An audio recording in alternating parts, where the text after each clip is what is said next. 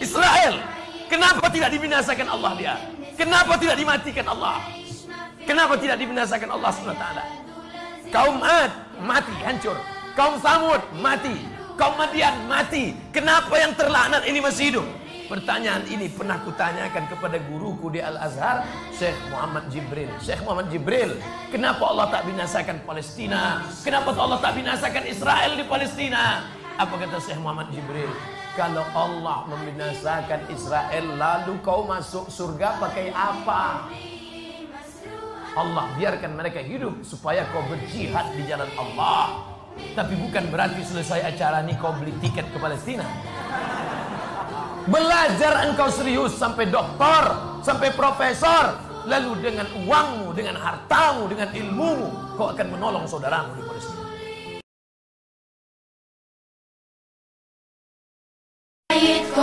بالعيد بنسألكم ليش ما في عنا الأعياد ولا زينة يا على أرضي محروقة أرضي حرية مسروقة سمانا عم تحلم عم تسأل الأيام وين الشمس الحلوة ورفوف الحمام يا على أرضي محروقة أرضي عيدكم بالعيد بنسألكم ليش ما في عنا الأعياد ولا زينة يا على أرضي محروقة أرضي حرية مسروقة سمانا عيدكم بالعيد بنسألكم ليش ما في عنا الأعياد ولا زينة يا على أرضي محروقة أرضي حرية مسروقة سمانا عم تحلم عم تسأل الأيام وين الشمس الحلوة ورفوف عيدكم بالعيد بنسألكم ليش ما في عنا الأعياد ولا زينة يا على أرضي محروقة أرضي حرية مسروقة أنا أحارب منشدكم أسماء رسول الله يا أمة الإسلام أنا أحارب منشدكم الله أكبر وإسلاما وأقصى وإسلاما وأقصى الله أكبر الله أكبر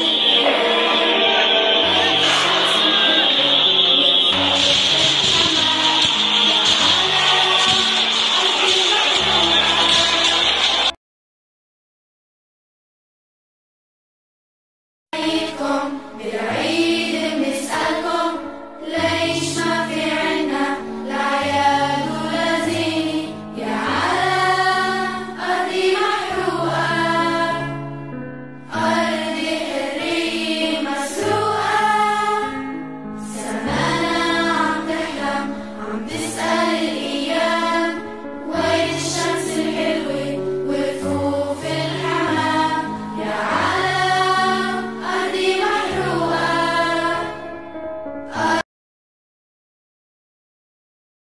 عيدكم بالعيد بنسألكم ليش ما في عنا الأعياد ولا زينة يا على أرضي محروقة أرضي حرية مسروقة سمانا عم تحلم عم تسأل الأيام وين الشمس الحلوة ورفوف الحمام يا على Do you hate Israel?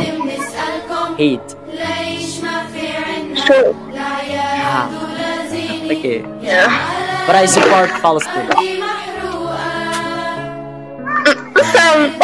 Palestine. Indonesia and Palestine is friendly, love. You know? Oh, yeah. Same. I love Indonesia. And I love Palestine.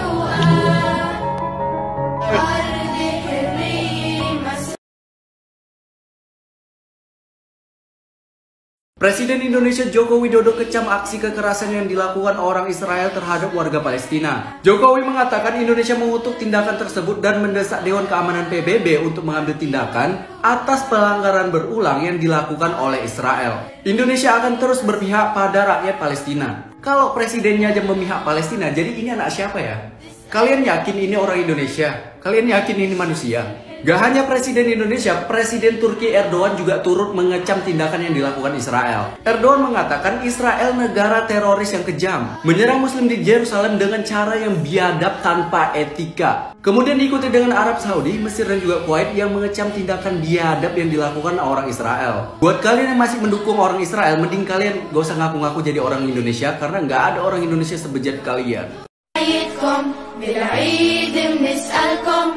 ليش ما في عنا الأعياد ولا زينة يا على أرضي محروقة أرضي حرية مسروقة عيدكم بالعيد بنسألكم ليش ما في عنا الأعياد ولا زينة يا على أرضي محروقة مسروقة سمعنا عيدكم بالعيد بنسألكم ليش ما في عنا الأعياد ولا زينة يا على أرضي محروقة أرضي حرية مسروقة سمعنا عم تحلم عم تسأل الأيام وين الشمس الحلوة والرفوف في الحمام يا على أرضي محروقة أرضي حرية مسروقة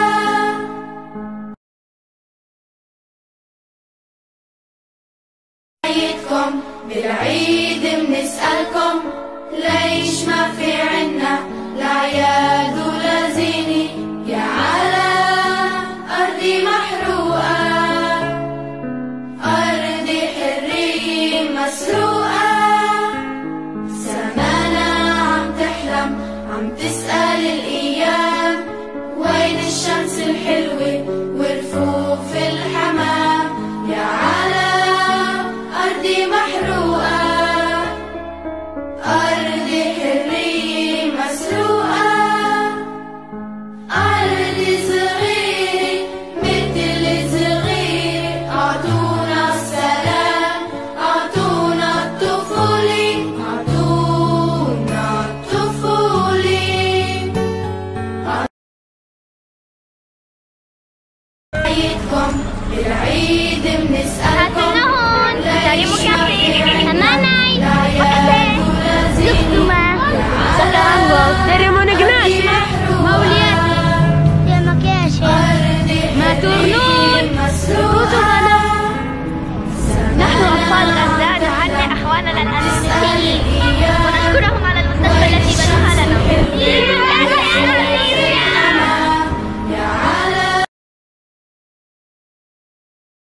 عيدكم بالعيد بنسألكم ليش ما في عنا الأعياد ولا زينة يا على Wahai Allah, kami bermohon bagi saudara-saudari kami ya Allah di Palestina, mohon tolong mereka ya Allah. Anugerahkan kesabaran kepada mereka ya Rabbal Alamin. Anugerahkan kekuatan kepada mereka ya Arhamar Rahimin. Anugerahkan kenikmatan iman kepada mereka ya Rabbal Alamin. Dan mohon sediakan surga terbaik untuk perjuangan mereka ya Arhamar Rahimin. Dan mohon ampuni kami ya Allah.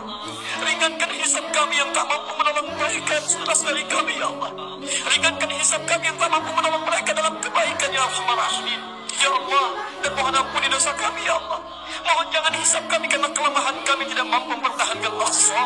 Menolong saudara-saudari kami yang tertindas, menolong saudara-saudari kami yang membutuhkan pertolongan. Ampuni kami ya Allah. عيدكم بالعيد بنسألكم ليش ما في عنا الأعياد ولا زينة يا على أرضي محروقة أرضي حرية مسروقة سمعنا عم تحلم عم تسأل الأيام